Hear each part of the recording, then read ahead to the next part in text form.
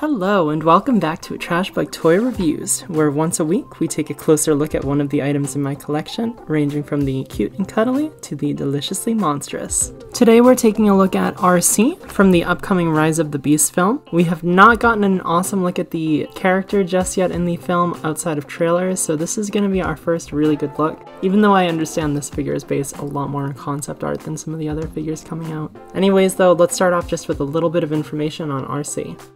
So Arcee has had a ton of appearances in the franchise. For anybody that's familiar with Transformers, she goes way back to the original 1986 movie. She was the female Transformer in that, and that is pretty much what she's been most famous for all this time, is just being the female Autobot and the most well-regarded female Transformer in general. She's had a couple of highlights in series over the years, namely Energon first introduced her as a motorcycle, and this is the concept that's been carried on for years. The 2009 live-action film Revenge of the Fallen is the first live-action film to introduce her. They introduced her with this really weird wheelie bot mode, which I really loved that design, but a lot of people hated it. And that movie also introduced the idea of her having this kind of split mind thing with Chromium Toledo 1. So that was a little weird. This movie is not part of that continuity at all coming up. Right now we actually have very little information on her other than her alt mode being a Ducati 916, although I've seen in a couple places people listed as a Ducati 748, but that doesn't seem to be accurate. And outside of that, we just know she's looking awesome. This is definitely the best looking robot mode we've seen for Arcee, in my opinion.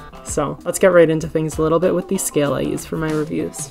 So for those new here or those coming back, we look at figures in 3 core categories on my channel.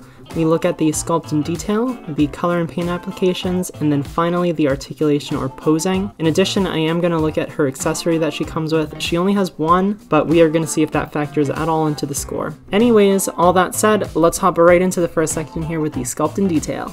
So starting here with the sculpt and detail, we're just going to take a look starting up from the top here. You see her head has this gorgeous detail on the face. You can see her eyes are beautifully done. She has her little nose, her mouth, her chin. Everything looks really good as far as the detail is concerned on her face. It's just starting to go down. Her chest is good. Her belly is good. You can see you have a ton of nice little details in there. But then her arms, they look robotic, but they also look a little too chunky. And you can see this kibble on there. At this scale, admittedly, it's not too bad. It's just disappointing to see how simple the arms are done. There is really not much to them. But that said, again, going up to her hands, there is good detail on them for what we have. You can see the fingers sculpted out. You can see here on the back, we have the wheel on there. This is not accurate to what we've seen from the trailers. In the trailers, we've seen that Arcee has both of her wheels up here on her shoulders, or they're down here on her legs as skates. But I kind of find this as a nice happy medium. I just wish that there was some way that they could have gotten the hood here, the front windshield, I don't know what you call this part of the motorcycle, the shield, like whatever it is. I just wish that they could get this a little bit more compressed in there. It is very awkward the way that it's held out like this. You know, you can't even pretend it's her little booty or anything because it's held so far away from the figure. So not super happy with that. Looks good, but then again you get this big kibble that's super visible from the front in between her crotch because of that. Speaking of her crotch, you can see all of the little hollow parts and everything in here. Like, some of it's done well, some of it just not so much. And especially once you get down to the legs, I love the way the thighs and the calves are done on her. They're really nice, really feminine looking, which again is a part about Arcee I quite enjoy. But her feet are like little nubs. The wheels make this section so big and chunky and just not good looking. If we roll these down, you can see from the inside that the way that her legs are designed kind of lends itself to giving her a little bit of like a springy look, almost like what we saw in the Michael Bay films. That's actually pretty cool. The fact that her feet are so small and nubby means that they kind of blend in with it. I quite like the way that they did this. That said, it is one really small plus in a sea of negatives going on right now. I think that as far as detail and sculpting is concerned, I am sadly going to have to give her a 2. It's not the worst I've ever seen, and at this size, I will again reiterate that I'm very impressed with what we got. It's just, it feels like they came up a little too short in certain areas. I really hope we get another version of this figure in some form or another. I don't see it being particularly likely. I mean, seeing her set up to the other figures, like she's well in scale and everything, it's just the detail on this is not amazing. Getting into the color and paint applications, the color choices aren't bad. It's just that at this size scale, the way that this figure is constructed, I don't think that they did very well with it. Just starting up here on the face, again you can see her face is painted pink, her eyes are beautifully done. I definitely have to give credit where credit is due. The work up here is just gorgeous. Moving down to her chest also, they weren't able to convert the front of the motorcycle into her chest, so doing this as kind of meeting somewhere in the middle is a really cool thing to see. You can see this front here where we have like the headlights of the motorcycle on there, where the windshield would come down. Like all of these little parts are really well done. It's just, again, they didn't find a way to make it work integrated fully into the figure. So this is kind of like the halfway point that we got. And I'm pretty happy with it. But once you start getting down to the bottom here, like the stomach is all black. It just doesn't bring out any of the detail at all. The bottom section here is red and the red looks good, but then coming down to the feet, it's broken up so much by the white parts for the inside of the thighs. Going down to the feet, it's just not very well done. You can see here there's a little bit of spattering all over the place. You don't see that on the other side, which is nice at least, but it's just so basic. There's no other way I can really say it, unfortunately. The wheels aren't too bad, but again, with those mushroom pegs out like that, it looks too plasticky. Going down here to the back too, again, just the paint is like, it's a strong okay. And I don't love that for something like Arcee, especially for how cool she looks in the movie, you know? We've seen plenty of photos and video of her from the trailer, and she looks awesome. I love Arcee's design in this new movie, I really do. And the fact that they only, like, barely were able to capture it on the toy is a little disappointing. So I think I'm gonna give this one a 2 in this category as well. Again, the parts that are done well are done very, very well, and I feel like I say this about a lot of figures, but you can tell that there are budgetary issues with how much paint you can use on these figures to produce them at such a small scale for the price point. Finally, we're going to get into the articulation of this figure, and honestly, this is actually one of her better points. At the size scale that she's at, I don't expect perfection, and the amount of posing that you have with her is pretty impressive. The way that the arms are designed don't look like they lend themselves very well to articulation and really cool poses, but count me as surprised because I can do a lot with this figure. I can get her arms all over the place. As you can see, you got a twist down here, nothing at the hands, but that's not a big deal, especially at the size scale where you can see you can still get her into plenty of poses where it's not as important for her hands to be perfectly matching that. You have some rotation and all kinds of junk up here because of a ball joint.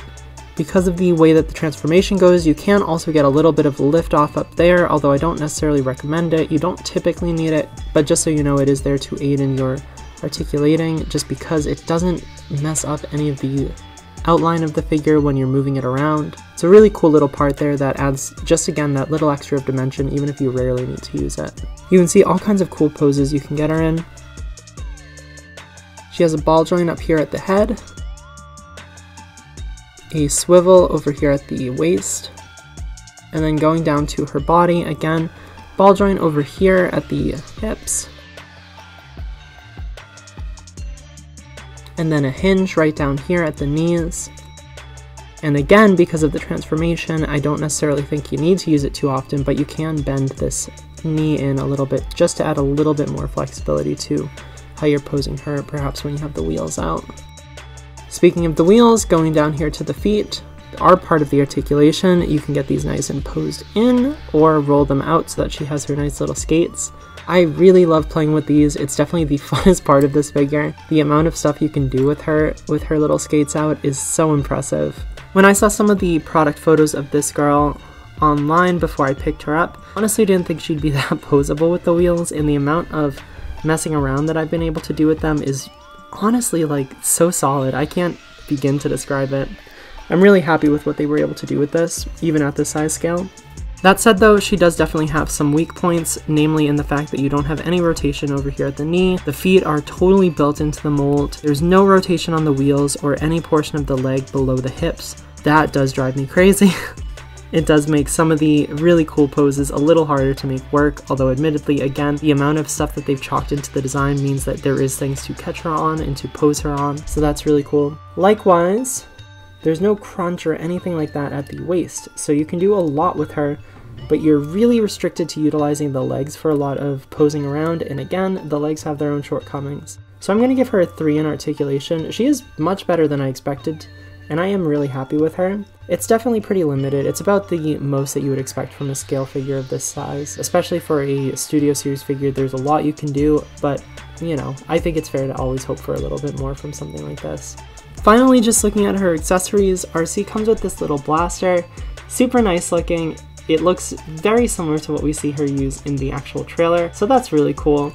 I'm hoping we get to see a ton of this in the movie. I am definitely not adding or subtracting any points for this. It's fine. It's really cool that we got a blaster included in this, but it's not like they did anything crazy as far as painting, anything as far as design-wise.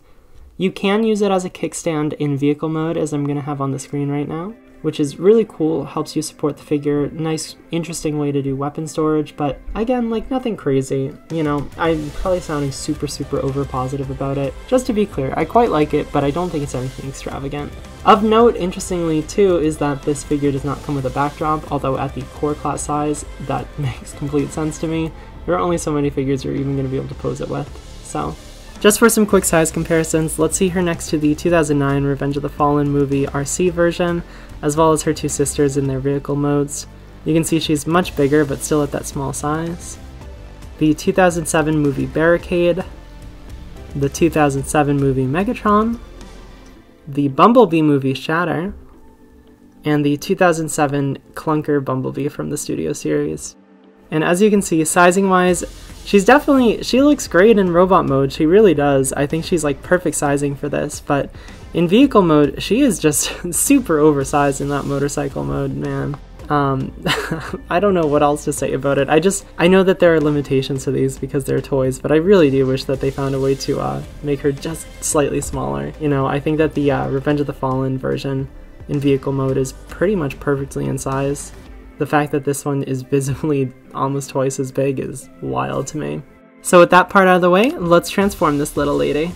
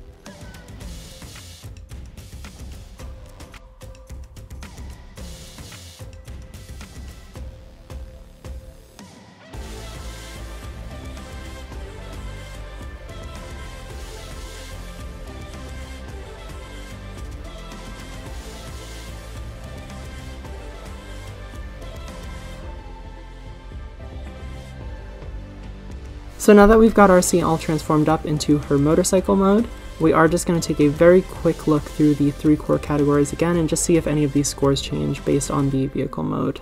So just quickly going over the sculpt in detail of the motorcycle mode, I am going to just flat out say this does not look the best at all. Outside of it being really noticeably out of scale, if you look up a Ducati 916, they're a little bit more compact than this. This is just way too drawn out, and it's of course to accommodate the fact that you have to transform it.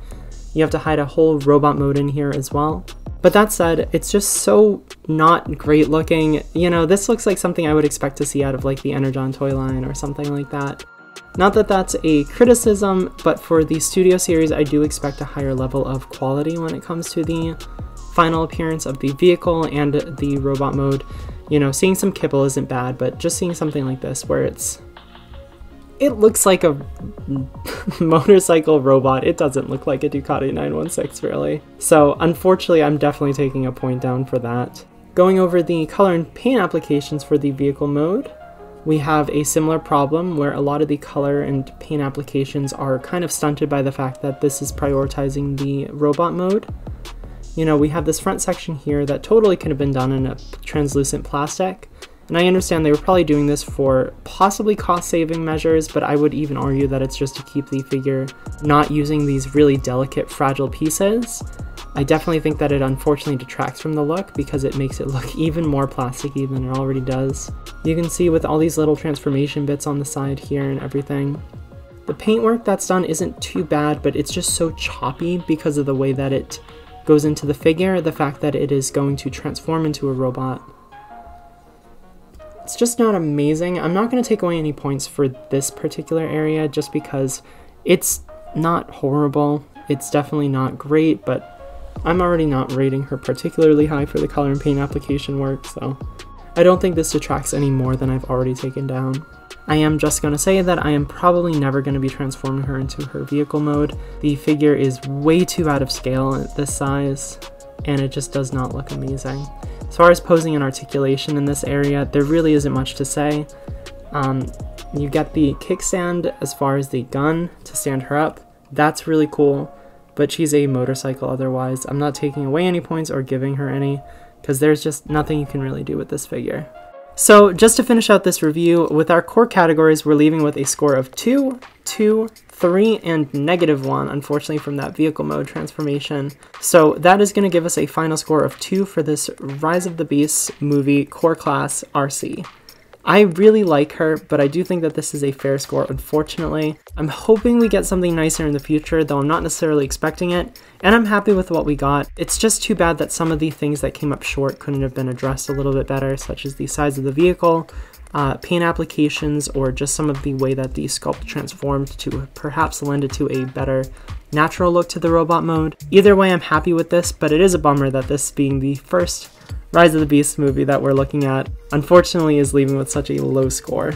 Anyways, thank you guys so much for joining me for today's review. I definitely recommend picking this figure up if you can. Even with her low score, you know, at the price point that she's at, under $20, you really can't go wrong. I wish that they could do a little bit more, but at the same time, I'm certainly not complaining. You know, she is more affordable than most things are nowadays, and being able to round out your cast with a cute little Autobot, never gonna complain. Check her out on Bigbadtoystore if you want to pick her up. She is back in stock over there, so she is ready to ship out whenever you pick her up. If you want to see more of my work, you can follow me on Instagram at TrashBugToys. Same thing as over here on the channel. There is also a card link in my bio and in the description below if you want to check me out on Twitter or anywhere else on the web. For my Instagram, I usually just post tie-in posts as well as, you know, random stories for collection updates, whatever have you. If you want to support me, definitely give me a subscribe. I post toy reviews like these once a week, ranging from monsters, dinosaurs, transformers. Once in a while, I'll take a look at some older figures like the Mega Bloks dragons, all kinds of stuff. So if it's something you're interested in, this is something that I do weekly, and I hope you like it. Anyways, thanks again for joining me today, and have a great afternoon. See you next week.